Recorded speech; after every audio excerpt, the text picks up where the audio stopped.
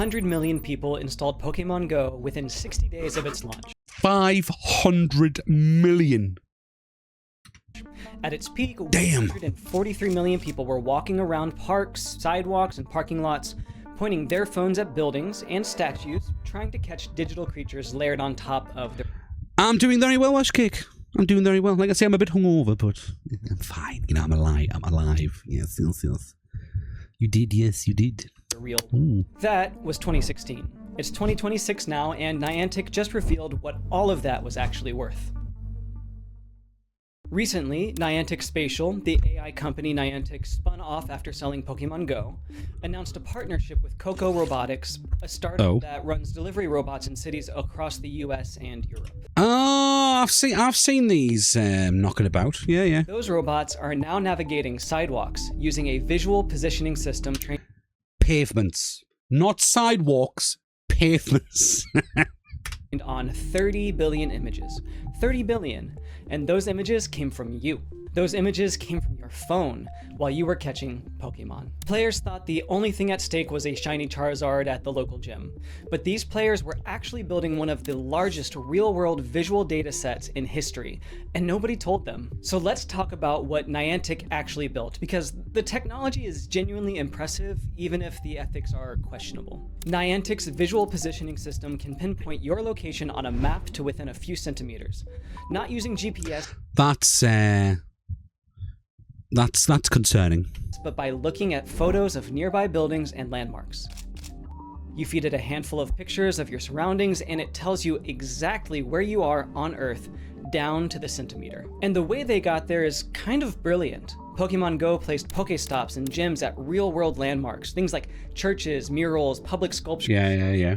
That meant millions of players were constantly pointing their phone cameras at these specific locations. Every photo came tagged with rich metadata, exact GPS coordinates, camera angle, phone orientation, movement speed and direction, time of day, weather conditions, and more. But it goes further than that. Niantic introduced augmented reality, or AR, scan tasks. Yeah. These are missions that rewarded players for scanning real-world locations to create 3D models. Oh my god. So were we all like used? Or they were collecting up to 1 million new scans per week. Players did this because they got in-game rewards. Niantic did this because each scan was a data point in a massive spatial model. And here's what makes this dataset so uniquely powerful. The same locations were photographed by thousands of different users from different angles at different times of day in every weather condition. Google Street View sends a car down your road once every few years with a roof-mounted camera at a fixed height. I'm not gonna lie though, the Google cars look really cool. You can't have questionable ethics if you don't have any. That is a very good point. I like that. It seems so. We already knew this, did we? Do you think they knew this though, and it was their intentions to begin with? I don't know. We're obviously going to find out. Had millions of people capturing pedestrian-level imagery of sidewalks, building entrances, park paths, and alleyways, all places that mapping vehicles literally can't reach. And they did it continuously for 8 years. Brian McClendon, the CTO of Niantic Spatial, said it plainly, quote, "We know where you're standing within several centimeters of accuracy, and most importantly, where you're looking." Like, several centimeters. That is... It's so clever what technology can do now, but at the same time, it's scary. That's not creepy to say at all. No mapping company with a fleet of vehicles could have replicated this on it's nuts. Timeline or budget at this scale. Niantic got it for free. Actually, they got paid for it. Players were buying Pokeballs while generating the training data through in-app purchases. Now here's where it gets more complicated. Let's talk about who actually owns all of this data, because it's kind of a mess. In March 2025, Niantic sold its entire games division, which included Pokemon Go, Pikmin Bloom, and Monster Hunter Now, to Scopely for $3.5 billion. And Scopely is owned by the Savvy Games Group, which is the Saudi Royal Investment Fund's gaming arm. So Pokemon Go... Right. That's so... Have you ever watched Avatar: The Last Airbender? I haven't, no. The CIA were involved with Pokemon Go too, so they probably helped set up the process. I didn't know about that. From day one, I had the AR things turned off. See, Rex of Shadows is very clever with stuff like that. He's very cautious. And it just proves, you know, he's right. You're right in doing so. The game that that is still collecting scan data from players right now is now owned by Saudi Arabia. Meanwhile, Niantic kept the spatial AI business and the Ingress game, rebranding the enterprise. Wait a minute, right? So that time that I caught a Pokemon in my bedroom, and I was lying in bed and I caught it lying down, and I only had my boxers on, right? I'm just going to say this. I only had my boxers on. And you could see my toes. So you're saying somewhere out there in the digital world of Pokemon Go, there's my toes. Hey, you know what? For free? Hello, Meatloaf. Welcome on in. How are you doing, my friend? As Niantic Spatial. So the AI model trained on 8 years of historical Pokemon Go data belongs to Niantic Spatial. And the delivery robots using that model... Yeah, quite compensation. Yes. I demand at least 69 pence for those feet photos, yeah.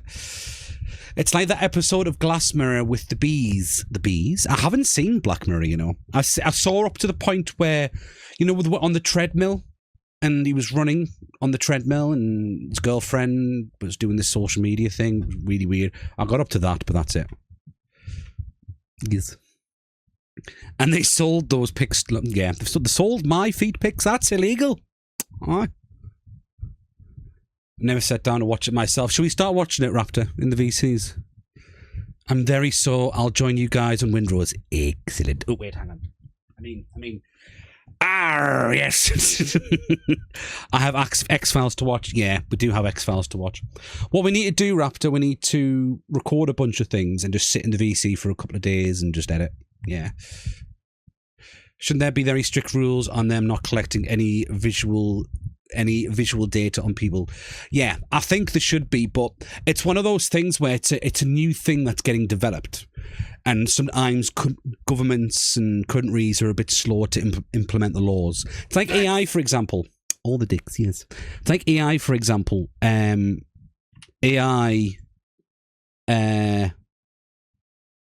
is developing so fast that we can't make the laws quick enough to catch up with it. Yes. Belong to Coco Robotics. 3 different enterprises, 3 different countries, 1 data set, built by people who thought they were playing a game. And Niantic's privacy policy, it covers all of this.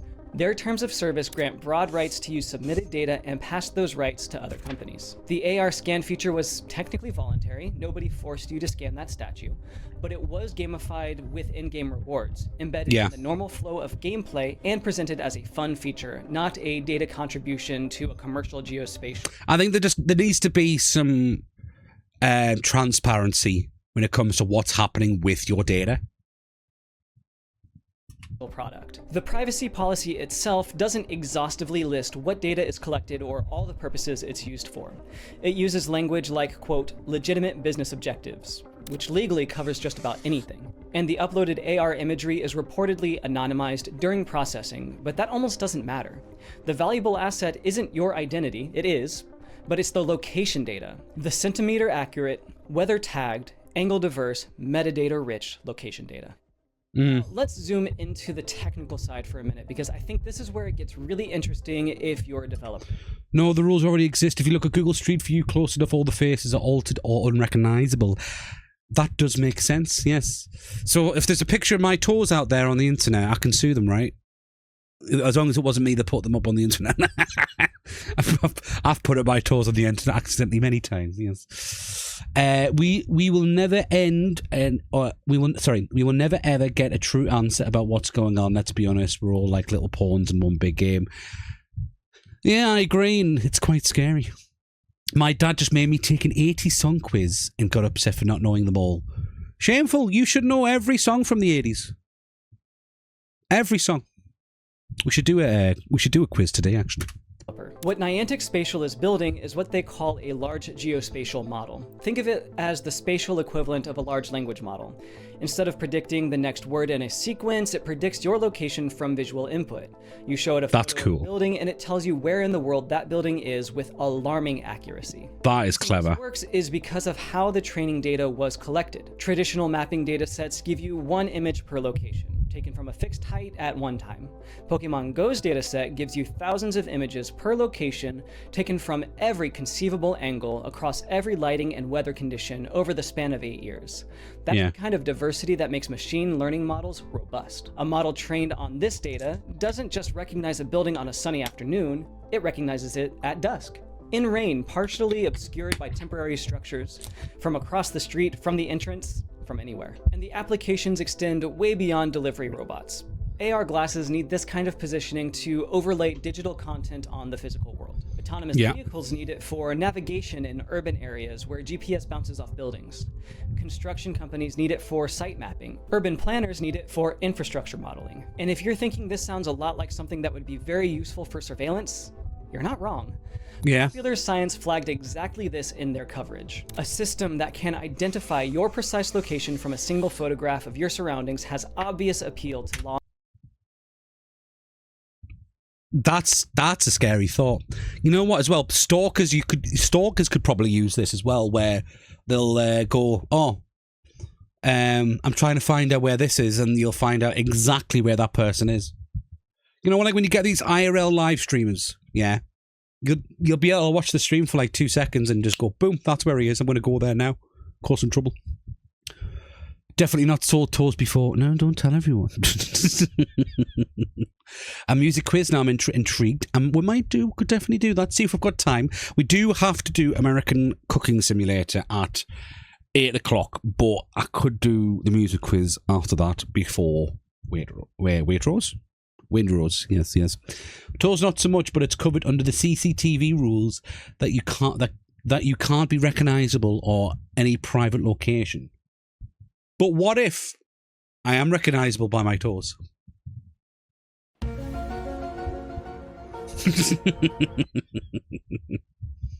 Law enforcement and intelligence agencies. Niantic hasn't suggested any. Who doesn't want them? Come into a place near you. And what's that website? Feet Finder. Yes. Plans to provide this data to authorities, but the capability exists, and the precedent for government access to commercial data products is well established. This also isn't the first time we've seen this pattern. Google's reCAPTCHA had you clicking on traffic lights and crosswalks to prove you were human. What it was actually doing was training computer vision models for self-driving cars. Oh, really? What? These things here that I always get wrong for some reason. These things here was them training the AI model. We've all been tricked. They've used us. That is mental. No way. Do they also have a big bead? Yes, my toes have big beads. Yes. You have weird toes. I do have weird toes. I had an operation on both of my big toes, so they look weird. Yes.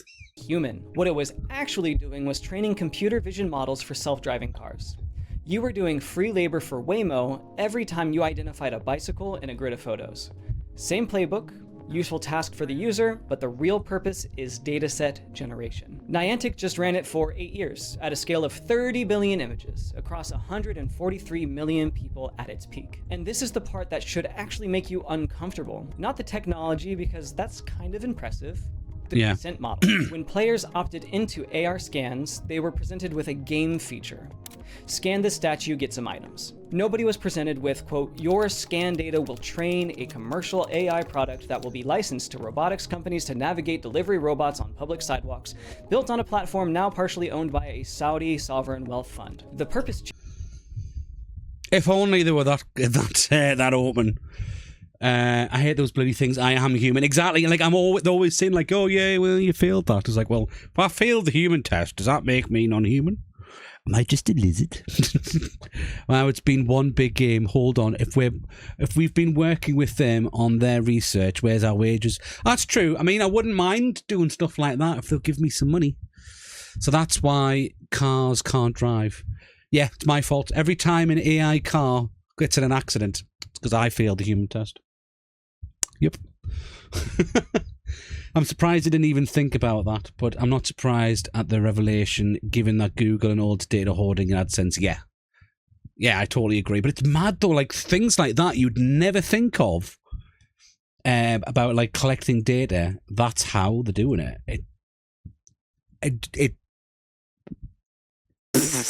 I'm just mind blown. But the consent didn't. And this matters because of the precedent it sets. Every app on your phone with camera and GPS access is sitting on the same potential goldmine. Your fitness apps knows your running routes. Your photo app has geotagged images of every place you've ever been. Your messaging app also has your location history. We've already seen what happens when this data leaks or gets repurposed. In 2018, Strava's heat map accidentally revealed the locations of secret military bases because soldiers were tracking their runs. The US Marine Corps had to issue guidance to Marines who played Pokemon Go about the same security implications.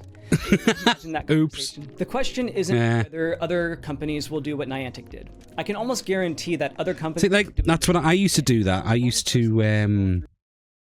When I used to run, like obviously I don't run anymore. I'm a bit on the big side, as you can see, right? But when I did run, I used to take my Pokemon, my phone with me. I used to have Pokemon Go going, because that means, you know, the more I run, the eggs will start hatching and all that jazz. Yeah, it's a big dirty social experiment that grew legs, basically. And the worst thing is they're all making money and we don't make a dime. See, even autocars crashing are still down to human error, yeah? It all comes down to the old saying, one man's junk is another man's treasure. Yeah, I agree. I'd be on Strava running like scary. I've never used Strava. There was, I think I used the Nike running app as well. That was good. Through all the terms of service, I'll be using it again soon. Blindly accept. So it's easy for things like this to slip by. This is especially true because legal departments write the terms of service in legalese, making it nearly impossible for the everyday person to understand it. That means the question is actually, will they tell you when they do what Niantic did? Because stuff like this works.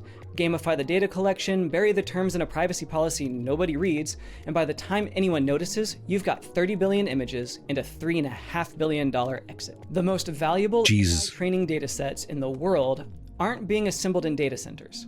They're being built by people who have no idea they're building them. But tell me what you think. Did you play Pokemon Go? Did you do the AR scans? Let me know in the comments if this... Now, with all that data, right, I wonder how much memory it's taken up, and not just that. How did they transfer that memory?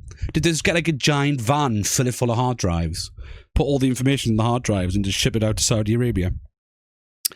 Strava won't show your friends your start and finish spots for privacy, but they'll use the rest of the route for themselves. I mean that's fair.